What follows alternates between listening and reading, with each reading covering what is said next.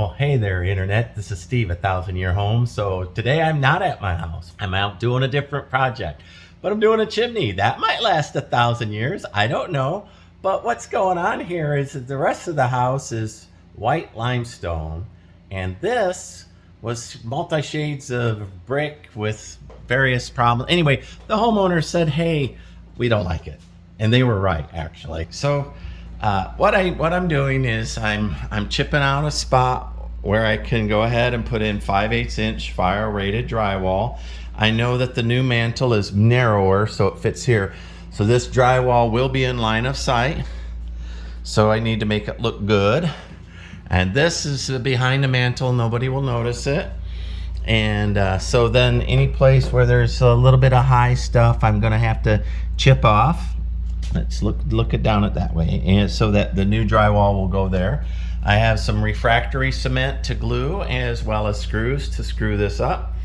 So if I get the drywall done, then I'm hoping that I can paint this brick black.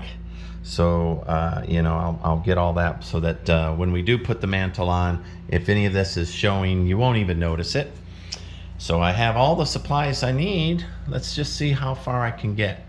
This isn't looking too bad. There's this floor that was there. Now, the homeowner, after taking a look at it, said, you know, I don't really like multi-layered stones. And indeed, when I saw the statement of work, I wasn't the stonemason. She had showed them that she wanted a solid limestone cut top. So this is wrong. But what I had suggested is that we go pick the top she wants. Because that's, you know, the marbling in it and all that, that's very selective. We cut this edge off and then we'll just mount that on. And in addition, that gives us an opportunity if there's a little bit, a 1/4 inch or more of alignment that we'd be able to shift. So we'll do some measurements as well. Initial stonemason, he's out of Houston, so I don't know if he's gonna come back do this work. So I'm gonna get as far as I can, and then we could talk about that limestone top when the homeowners get back. And we'll take a look at this. But this whole room, listen, I didn't clean it up. I got here and it was clean again. So the gal that owns this place is pretty fastidious. This was cement dust she cleaned up. So I showed up today and I think, oh, I'm gonna show up to a dusty house, and it is back in order, spick and span. So now I'm watching my P's and Q's, so she's that good. We'll see. I'm on my cell phone today. I don't have my regular phone, so I'm gonna have to cut in, and you're gonna have to take a look at the, and I don't think I could set up a cell phone and do that and all that. Well, I don't have my tripod. All right, so after removing some old nails and squaring the edges, I don't have to do that because the new mantle will disguise that. So I'm ready to, on the back of this, to put some refractory cement, glue that. If you notice, this is 5/8 GP fire guard, right? It's fire rated drywall. So let's head forward with that. I like that a little bit. And then I see a little spot down there where the I'm going to put a little drywall sliver in there and refractory it as well, maybe up a little ways. So but that looks doable. So let's anchor all that to the wall now. All right, now that I got the big pieces in, let me go ahead and finish up those little spots. So you know, I already cut them to size. So this is refractory cement that I'm using, right, up to 2,000 degrees. So I'm going to see how there's, it won't really fit if I don't go thick, right? Because the bricks were all uneven. They weren't put in very well. They weren't finished very well. So, you know, I'm glopping it on as I did with this. See how, and then I can level it out. So I glopped it on, and then I cut out where I can actually go ahead and put in drywall and still screw it down. Not worried about all that. That's got a mantle coming. So let me go ahead and feel good about all that. Well, I think that will hold a piece. So that's what I did there. I just put dollops of the refractory cement going on down. And then on that thing, we'll have to do something. I don't know if I'll mortar it or what I'll do there. We'll do something. So anyway, Then you take your piece, and I like to put so the dust doesn't fall. I like to turn the the cut edge. See how it's got tape there? I like to turn that so that it will the dust will go down instead of up. With anyway, you get the picture. Let me get both hands on that. I just can't do it one-handed. All right, so I did need two hands on this thing to get all these screwed in there, so my apologies, but you get the point. I put the refractory cement, that's 2,000 degree cement, behind and bound it, and then I went through and I put screws in, and any place that it missed or I needed to dimple, I went back and dimpled. Now that's ready for me to drywall, to tape and seam. So that's all cooked in, looking pretty good. And I'll figure out something there. And this weird gap here thing will be covered by the mantle, and I don't know, we might even bring it in and take a look. But let me drywall and fix all these edges. So another thing is when you have material left over, I like to mist a little water on it, but notice I don't leave a lot of little bumpies. I smooth it real well. Then when I use it again the next time, I don't have little tiny hard spots where the mountain peaks were that dried out. Keep it all down nice and level, and I'll even go out and bang it, drop it on the ground, thunk, thunk, thunk, thunk, and level it all out. You'll thank me later. This stuff is expensive, so drywall, screws, drywall, a few odds and ends, $128, right? So boom, just like that. So protect your materials. Let me go ahead and tape these seams. Now for tape, I will say I get a lot of feedback from guys that don't like the fiberglass tape. And listen, man, if you tape a seam with this, one, it gives you structural rigidity. Two, it'll stick while you're doing it. And three, if the house settles a little bit, this stuff will give it strength. I don't know why people don't like this stuff. It's what I prefer to use. So do yourself a favor. If you've never used this self-adhesive drywall tape, go get that for your joint compound. There is nothing better, hands down, nothing better. Now I've got it all taped. See the tape's in there? Can you see it? And so I'm floating it. Floating one-handed is gonna be a little tough, but I just take your time. Just take your time and do a little bit at a time. Not a race. See, if I wasn't doing it one-handed, I should have a GoPro. All right. And I know a lot of people leave a lot of ridges and whatnot and go back through and sand it later. And I'm of the opinion, make it as smooth as you can as you go. And there'll be a lot less work. See, this mess isn't even my mess. Somebody else did that. That's from 20 years ago. But the first coat, of course, will not be perfect. But I try to make it as perfect as I can. And if I had all my mud tools here, I would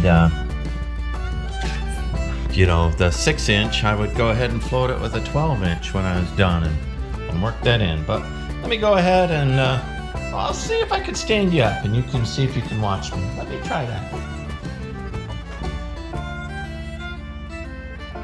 I hate the new ones. When you get new ones, they get these stickers on them. You can't get the stickers off, and then they slowly start filling up your mud with little pieces of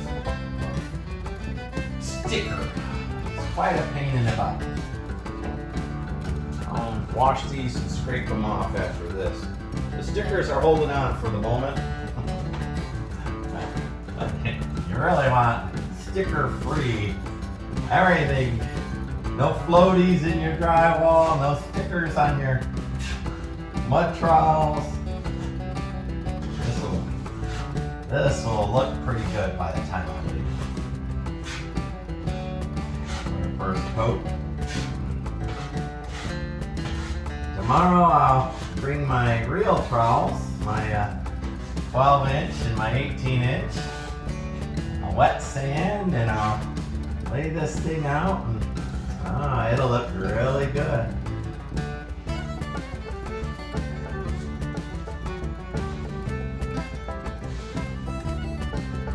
It already looks better.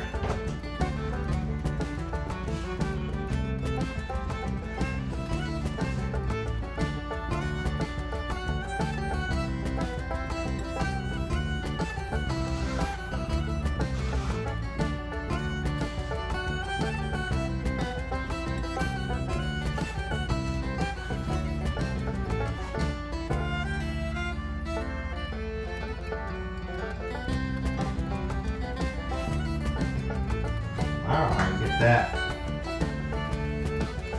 There's quite a bit of change right there. Tomorrow I'll work that out. You won't even see it when I'm done.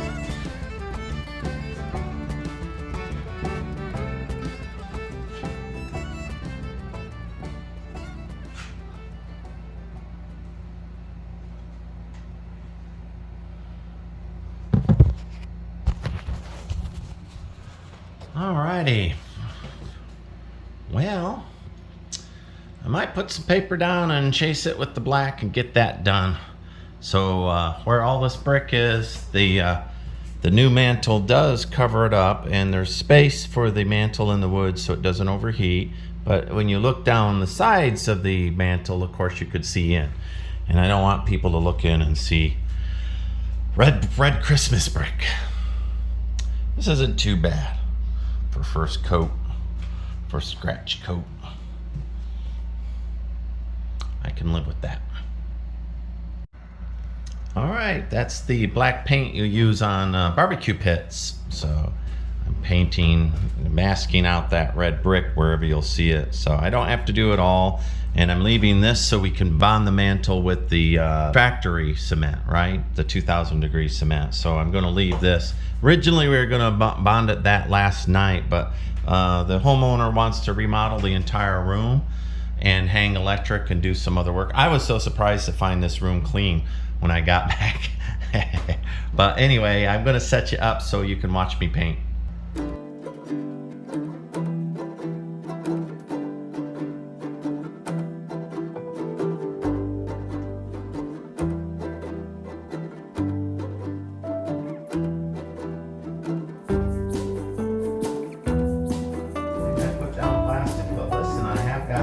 Has gotten away from me a couple of times. This paint has. Beginning to get too thick on the brush. I'm in a hurry and it's hot and it's tired. The homeowner wants to replace this top with limestone, so flat limestone. It's been milled and polished, so you know, I'm not too concerned. But I don't want it to look like tacky, you know.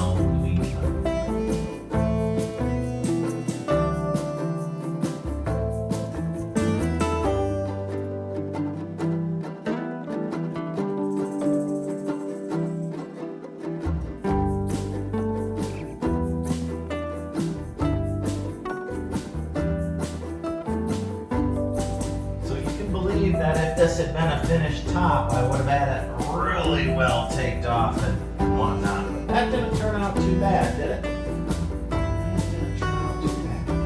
Get my last little bit here.